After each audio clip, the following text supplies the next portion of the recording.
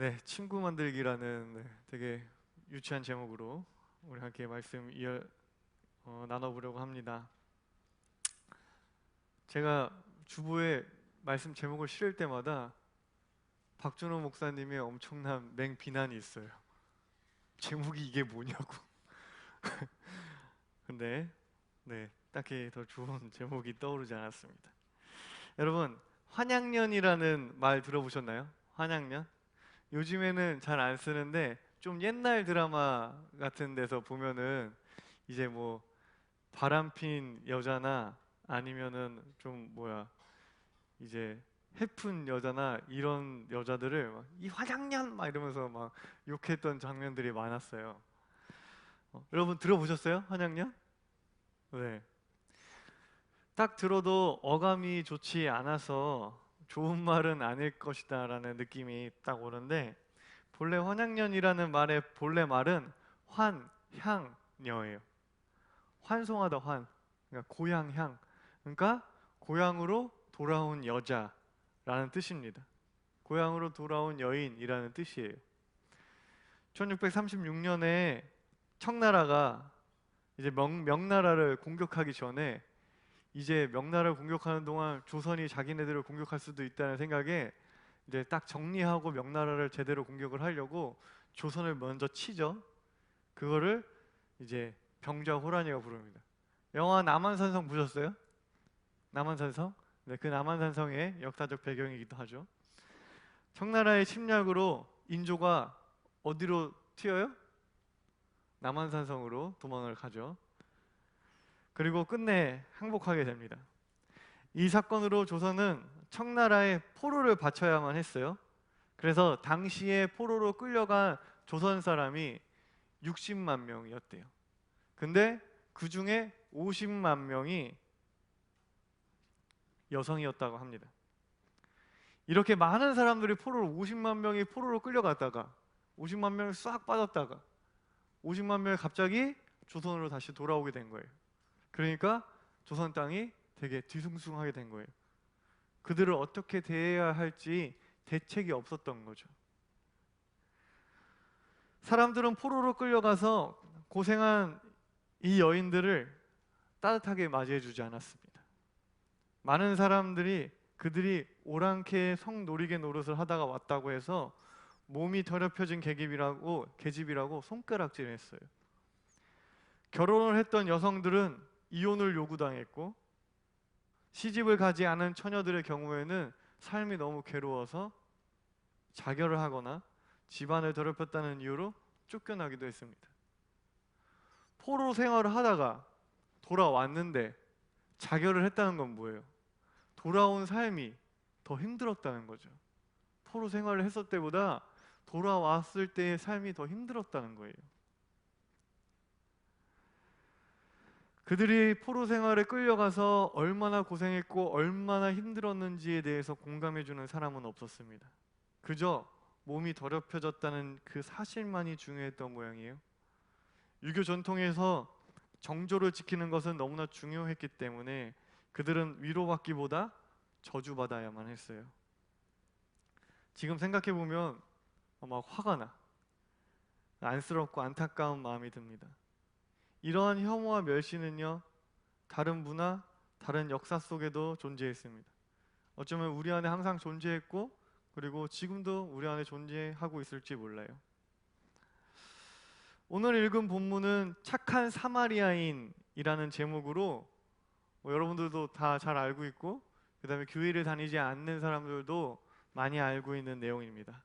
막 착한 사마리안법 이런 것도 있잖아요. 어떤 율법 교사가 예수님을 테스트하려고, 선생님이 그렇게 엄청 똑똑하다면서요.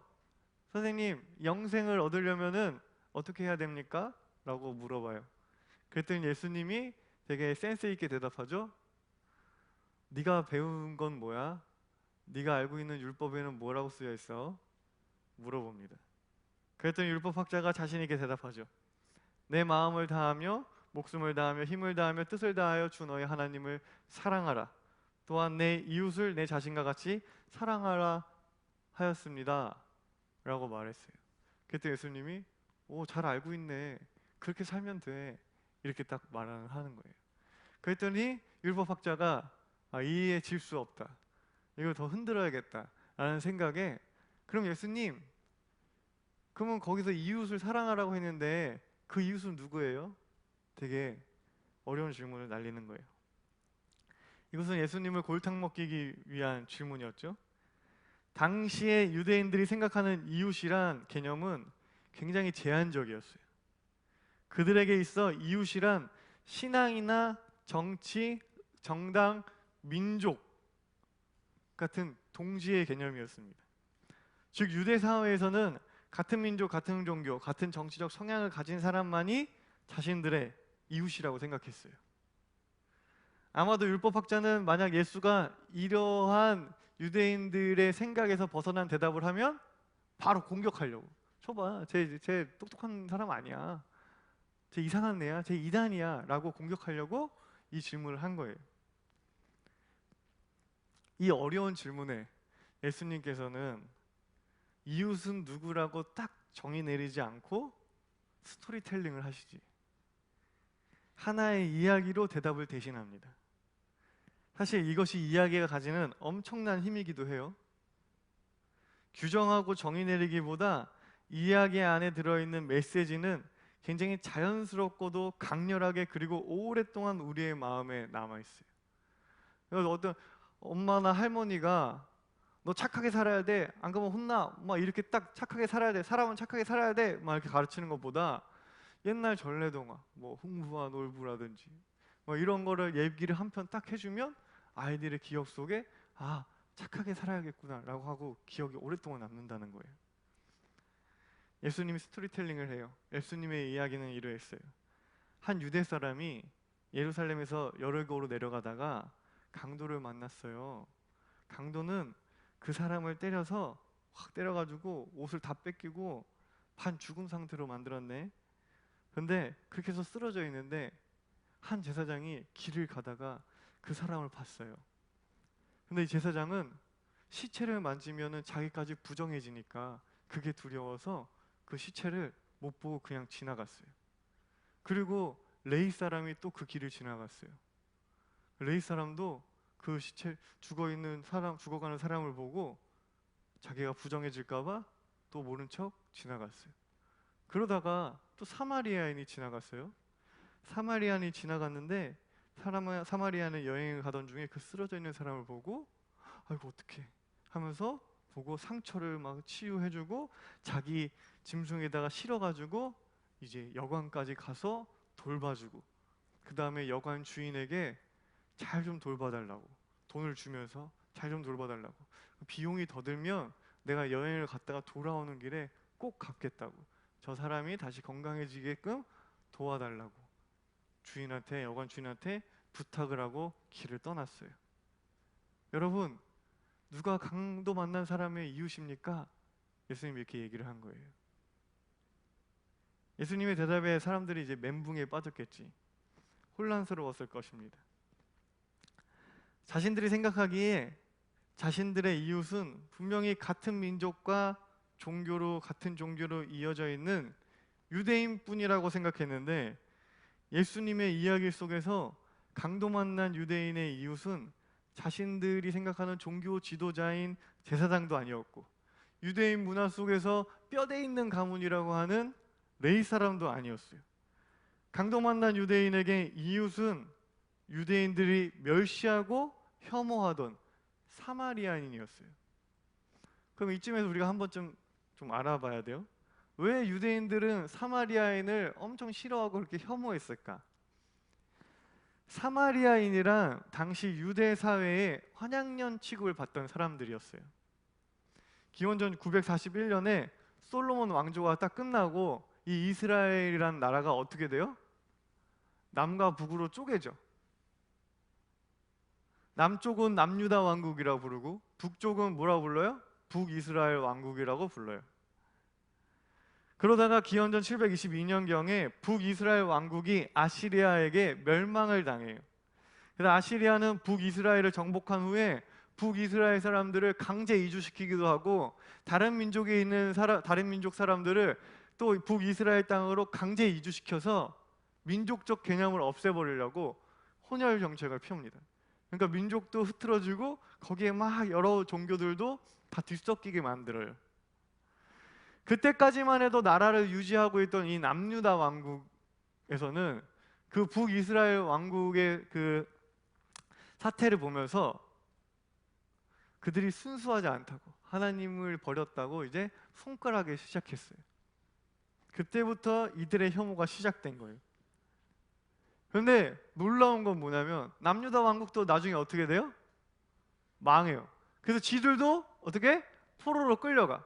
그리고 포로 시기가 끝나고 다시 귀환을 해요. 포로 귀환을 해요. 귀환을 해서 이제 성전을 건축하면서 다시 잘해보자고 으쌰으쌰 하는데 그때도 뭐를 해요? 사마리아인이 저들이랑은 우리 다르다 하면서 끝까지 혐오합니다. 그래서 영원히 갈라져요. 그래서 그게 예수님 시대까지 계속 이어져 내려오는 거예요. 그래서 북이스라엘의 수도였던 사마리아의 명칭을 따서 그들을 사마리아인이라고 부르면서 아주 오랜 시간 동안 갈등하고 서로 싸우고 혐오한 것입니다. 그랬던 사마리아인이 그들의 인식 속에서는 그런 아주 나쁘고 혐오스럽고 싫어하는 사마리아인이 지금 예수님의 이야기 속에서는 이 유대인의 이웃이 되어준 거예요. 우리는 예수님의 이야기를 통해서 우리의 이웃이 누구인지 알 수 있어요. 이웃에 대한 정의는 결코 문화, 정치, 역사, 종교로 구분되어 줄 수 없습니다. 사는 나라가 다르고 가지고 있는 역사와 정치적 신념이 달라도 서로가 위로해주고 위해주고 돌보아준다면 우리는 이웃이 될 수 있다는 거예요. 저는 이 성경에서 표현한 이웃이라는 용어를 좀 더 친숙하게 와닿는 우리들의 표현으로 친구라고 표현하고 싶어요. 친구. 강도 만난 유대인에게 친구가 되어준 사람은 유대인의 종교 지도자인 제사장도 아니고 뼈대 있는 가문의 레위인도 아니었어요. 유대인들이 멸시하고 혐오하는 사람이었지만 그를 염려해주고 돌보아 주었던 사마리아인이었어요. 그 사마리아인이 이 유대인의 친구가 되어준 거예요. 여러분, 우리 안에는 아직도 나의 친구가 될 수 있는 기준들이 있지 않아요? 여러분들 스스로 내 친구는 쟤는 내 친구가 될 수 없을 것 같아. 나는 저 사람을 친구로 받아들일 수 없어 라고 하는 친구의 기준이 있지는 않나요? 그 기준으로 해서 나와 친구가 될 수 없는 사람들이 여전히 존재하고 있지는 않나요?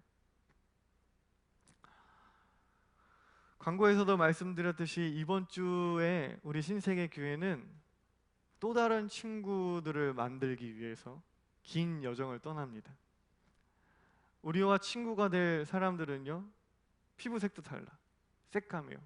우리 아까 그 우간다 사진 보니까 여러 사람 가운데 이명현 선교사님만 되게 이렇게 후광이 비치듯이 밝게 빛나는 모습을 보였는데 그렇게 피부색도 전혀 달라요. 우리와 피부색도 다르고 문화와 언어도 다르고 사는 환경도 다른 우간다라는 곳에서 살고 있는 사람들입니다. 보통의 많은 사람들에게 있어 아프리카라고 하는 대륙과 그곳의 사람들에 대한 이미지는 가난과 기아죠. 배고프고 굶어 죽고 병들어서 힘들어하는 사람들의 이미지가 강합니다. 그 중에서도 우간다는 가장 가난한 나라라고 알려져 있습니다. 아프리카에 대한 이미지가 가난한 것에 대한 안쓰러움으로만 끝나면 다행인데 많은 사람들이 잘못된 오해를 갖고 있어요. 아프리카 사람들이 가난하고 힘든 이유는 저들이 머리가 안 좋고 게으르기 때문이라고 생각하는 사람들이 있습니다.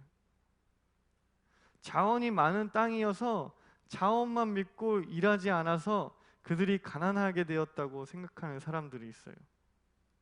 하지만 이런 생각은 조선의 환양년과 성경의 사마리아인들을 향한 오해와 편견처럼 우리들의 잘못된 시각이에요. 여러분 세계지도 보시면 아프리카 국경선 어떻게 돼 있어요? 직선으로 쭉쭉쭉 돼 있죠. 세상에 그렇게 국경선이 그렇게 직선으로 쭉쭉쭉 되어 있는 나라는 대륙은 아프리카밖에 없습니다. 문화와 지역을 고려하지 않고 서구 침략자들이 식민지 시대가 끝나면서 서둘러서 그냥 자에다 대고 쭉쭉쭉 그면서 국경을 정해놓은 거예요. 그리고 그들 스스로 과학과 기술을 연구하거나 개발하지 못하게 하고 그저 자원을 수출하는 것에만 의존하게 해서 아프리카를 통해서 값싸게 수입한 자원으로 자신들의 이득을 취한 서구 문명의 횡포와 교활함을 안다면 우리는 그들의 가난이 결코 그들의 잘못이 아님을 우리는 알 수 있습니다. 우간다에 대해서 좀 찾아봤어요. 1890년에 영국의 식민지가 될 때, 그리고 1962년에 독립했어요. 72년간 영국의 식민지였어요. 식민지에 있는 동안 우간다에 있는 주민들이 한 게 무엇일까? 노예 생활이에요. 나르고 들으라면 들고 뭐 캐라면 캐고 그것만 70년 동안 했어. 한 세대가. 그리고 식민지 시기가 끝났어요. 그들이 할 수 있는 게 뭐가 있을까? 할 수 있는 게 없죠. 할 수 있는 게 없어서 힘들어하면 그 책임을 지고 도와줘야 될 텐데, 그래? 너네 할 수 있는 거 없지? 그러면은 예전에는 우리가 그냥 무상으로 너네들을 막 착취했는데 이제 돈 주고 살게 하는 거예요. 그 자원을 돈 주고 수출하는 것에만 의존하게 만드는 겁니다. 그 자원을 가지고 서구 문명은 엄청난 기술 발전을 이루었어요. 그래서 그 계층과 계급은 점점 더 멀어지지. 따라잡을 수 없을 만큼 멀어졌어요. 그래서 서구 사회는 지금 우리들은 이 지구촌에서 잘 먹고 잘 사는 사람들은 배가 터져서 비만으로 막 살 뺀다고 하고 있는데 그쪽에서는 밥이 없어서 굶어 죽고 있는 상황이 생겨나는 거예요. 청나라에 끌려갔던 수많은 여인들의 희생으로 조선에 남아있던 사람들이 평범하게 살아갈 수 있었던 것처럼 이 나라와 문화를 구분하지 않고요, 이 지구를 하나의 공동체로 바라본다면 지금 우리들의 편리함과 이 놀라운 과학 문명은 그들의 희생이 아니었다고 말할 수가 없습니다. 우리는 그들의 가난과 기아를 모른 척 지나갈 수가 없어요. 우리는 착한 사마리아인처럼 종교, 정치, 문화를 떠나서 그들의 아픔만을 바라보며 그들을 돌보아주고 나의 것을 내놓아 그들이 다시금 건강해질 수 있도록 도와주어야 할 것입니다. 그들의 친구가 되어주어야 할 거예요. 하나님을 믿는다는 것은 어떤 생각으로 어떤 꿈을 꾸면서 세상을 내가 어떻게 바라보고 그래서 어떤 행동을 하겠다라고 하는 여러 다짐들이 내포되어 있습니다. 내가 하나님을 믿습니다라고 하는 이 믿음 고백에는. 그래서 우리들의 신앙은 우리에게 요구하는 것이 굉장히 많아요. 지금 나 먹고 살기도 바쁜데 지구 반대편에 있는 아프리카 우간다에 있는 사람까지 친구를 삼으라고 목사님이 얘기를 하니까 굉장히 부담스러울 수 있을 거예요. 하지만 여러분들이 부담스러워하지 않았으면 좋겠어요. 여러분 지금 핸드폰을 잠깐 꺼내볼까요? 핸드폰을 꺼내서 카톡에 있는 친구들이 몇 명인지 한번 확인해봐요. 내 카톡에 있는 친구들이 몇 명인지.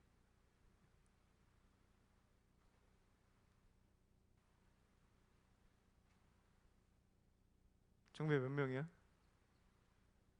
카톡 친구 몇 명이야? 569명? 몇 명이에요? 720명? 오, 어마어마한데. 자, 720명 위에 있는 720명 위에, 720명 위에. 나 720명보다 더 많다. 혹시 있어요? 있어요? 누구 몇 명? 1000명이 넘어? 뭐야, 너 정치하니? 정치해? 국회의원 되려고 그래? 1000명. 자, 1000명 넘는 사람. 1100명 있나요? 1100명? 엄청 많네. 친구 많은 사람. 저는요, 보니까 적당한 것 같아요. 저 정도 될 것 같은데 저는 620명의 친구가 있어요. 카톡 친구가 620명이에요. 620명. 길에 쓰러져 있었을 때 내가 결코 지나칠 수 없는 사람의 수가 지금 적어도 620명이에요. 저한테는. 사실 제가 핸드폰에 저장하지 않은 우리 지금 온 지 얼마 안 돼서 신세계 성도님들 중에 제가 저장 안 하신 분들도 있으니까 아마 저의 친구는 620명이 더 넘을 거예요. 이제 2살이 된 저희 딸 이나한테 이나가 좀 말귀를 알아들어 먹을 수 있을 정도의 딱 그때 이나를 딱 붙들고 너 앞으로 620명 친구 만들어 라고 제가 말한다면 이나는 굉장히 부담스럽고 엄청난 숙제라고 느끼겠지. 그걸 엄청나게 스트레스라고 느낄 거예요. 이나에게는 620명의 친구를 만드는 것이 엄청난 숙제와 부담이 될 수 있지만 저한테는 그 620명의 친구가 살아온 삶의 추억이고 흔적이고 그냥 자연스러운 것이었습니다. 갑자기 전 세계인을 친구로 삼고자 한다면 부담스럽거나 그게 가능해? 라고 생각이 들 수도 있습니다. 하지만 그저 하루하루 살아가는 데 있어서 쓰러져 있는 누군가를 모른 척 지나가지 않겠다고 다짐하면서 그렇게 살기를 노력한다면 우리는 어느새 생각지도 못한 많은 사람들의 친구가 되어 있을 것입니다. 우리가 더 많은 사람들의 친구가 되어주고 내 옆에 있는 친구를 더욱 사랑해주고 돌봐준다면 우리는 세상 누구보다도 행복한 사람이 될 것입니다. 다 함께 기도하겠습니다.